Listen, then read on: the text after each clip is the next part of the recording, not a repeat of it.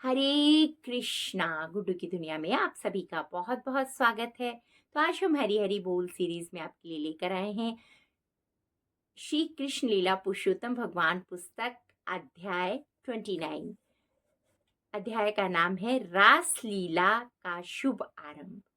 तो भक्तों, ये पाठ बहुत बड़ा है, तो इसको मैंने पढ़ लिया है, इसलिए मैंने इसके छोटे छोटे से नोट्स बना लिए हैं जो मैं आपको इसका पूरा सार बताऊंगी और इससे क्या शिक्षा मिलती है हमें इस पाठ से वो बताऊंगी। क्योंकि पाठ तो मैंने पढ़ लिया है, अगर मैं आपको पूरा पाठ सुनाऊंगी तो बहुत ज़्यादा टाइम, बहुत बड़ी वीडियो बन जाएगी। तो इसलिए मैं इसका आपको भावार्थ बताऊंगी। तो सबसे पहले हम गुरु प्रणाम मंत्र करेंगे, उसके बाद हम इस पाठ का भावार्थ करेंगे। नमो विष्णुपादाय कृष्णपृष्ठाय भूतले श्रीमते भक्ति वेदांता स्वामी इति नामिने नमस्ते सरस्वती देवी गौरवाणी प्रचारिणे निर्विशेष शून्यवादी पाश्चात्य देश तारिणे। नमो विष्णु ओम अज्ञानतिमिरान्धस्य ज्ञानानञ्जनशलाकया चक्षुर्मीलितं येन तस्मै श्रीगुरुवे नमः। श्रीचैतन्यमनोभीष्टं स्थापितं येन भूतले स्वयं रूपा कदा मह्यं ददाति स्वप्नकान्तिकं वन्देऽहं श्रीगुरु श्रीयुतपदकमलं। श्रीगुरुर्वैष्णवांशा श्रीरूपं साग्रजातं सहगणरघुनाथविन्त्वं सजीवं सावधेतं सावधूतं परिजनं सहितं श्रीकृष्णचैतन्यदेवं श्रीराधाकृष्णपादान् सहगणललिता श्रीविशाखाविकाङ्क्षा हे कृष्ण करुणा सिन्धु दीनबन्धु जगत्पते गोपेश गोपिका कान्त राधाकान्त नमस्तुते। तप्त काञ्चन गौराङ्गी राधे वृन्दावनेश्वरी वृषभानुसुते देवी प्रणमामि हरिप्रिया। वाञ्छाकल्पतरुभीष्टं कृपा सिन्धु महेवचा पतितनां पावनेभ्यो वैष्णवभ्यो नमो नमः। जय श्री कृष्णा चैतन्य प्रभु नित्यानंद श्री अद्वैत गदाधरा शिवासादि गौर भक्त वृंद। हरे कृष्णा कृष्णा कृष्णा हरे हरे, हरे राम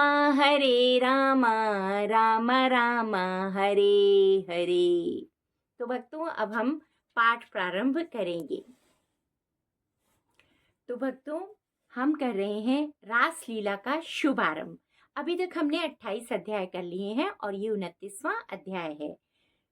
तो इसका भावार्थ है, शरद पूर्णिमा की सुंदर रात्रि में भगवान श्री कृष्ण वृंदावन में यमुना तट पर अपनी दिव्य बांसुरी बजाते हैं। श्री कृष्ण की मधुर वंशी की ध्वनि सुनकर ब्रज की गोपियां सब कुछ छोड़कर उनकी पास पहुंच जाती हैं। गोपियों का यह आगमन किसी सांसारिक आकर्षण के कारण नहीं था, बल्कि श्री कृष्ण के प्रति उनके शुद्ध और निष्काम प्रेम के कारण था। जब गोपियां श्री कृष्ण के पास पहुंचती हैं, तब भगवान ने उनकी परीक्षा लेने के लिए कहा कि रात्रि में वे अपने घरों से बाहर न रहें और अपने परिवारजनों के पास लौट जाएं। किंतु गोपियों ने अत्यंत विनम्रता और प्रेम पूर्वक निवेदन किया कि वे श्री कृष्ण को ही अपना सर्वस्व मानती हैं और उनके श्री चरणों की सेवा ही उनका एकमात्र उद्देश्य है। गोपियों की अनन्य भक्ति, समर्पण और प्रेम को देखकर भगवान श्री कृष्ण अत्यंत प्रसन्न हुए। इस प्रकार भगवान और उनके परम भक्तों के मध्य दिव्य रास लीला का शुभारंभ होता है। यह लीला भौतिक नहीं है, बल्कि पूर्णतः आध्यात्मिक और दिव्य है, जिसका उद्देश्य जीवात्माओं को भगवान के प्रति शुद्ध प्रेम का आदर्श प्रदान करना है। भक्तों, ये पाठ हमें दर्शाता है कि भगवान श्री कृष्ण ही समस्त जीवों के परम प्रिय और परम आश्रय हैं। शुद्ध भक्ति में किसी प्रकार का स्वार्थ नहीं होता भक्तों। भगवान अपने भक्तों के प्रेम की कभी कभी परीक्षा लेते हैं।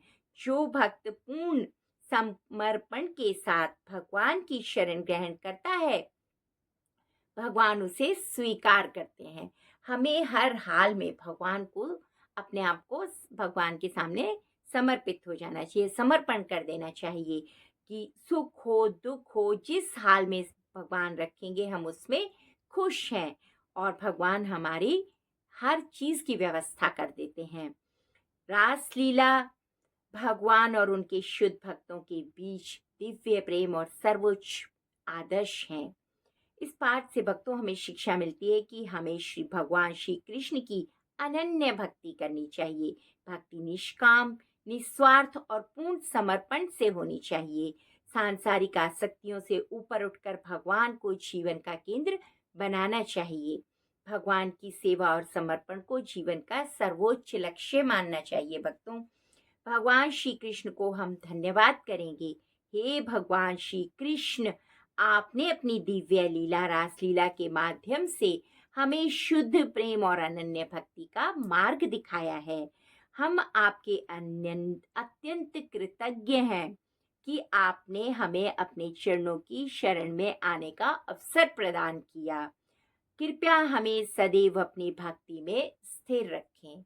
तो भक्तों, हमें भगवान के चरणों में रहकर भगवान की भक्ति करके हमारे मन को आनंद और शांति प्राप्त होती है।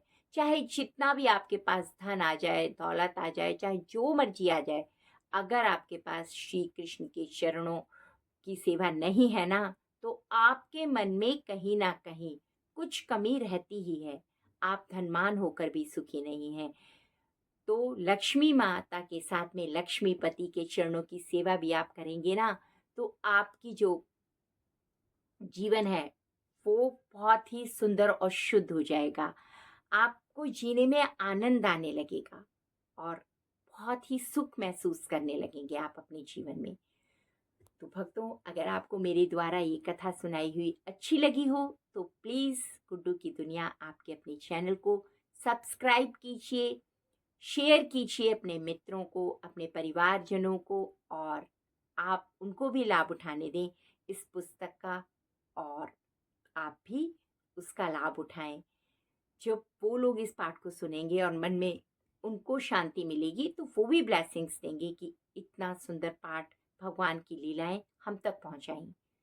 तो आप सभी का जीवन मंगलमय हो, सभी स्वस्थ रहें, भक्ति में आगे बढ़ते रहें, सभी के घर में मंगल कार्य होते रहें। धन्यवाद। जय श्री कृष्णा, और कमेंट्स में जरूर लिखें जय जय श्री राधे।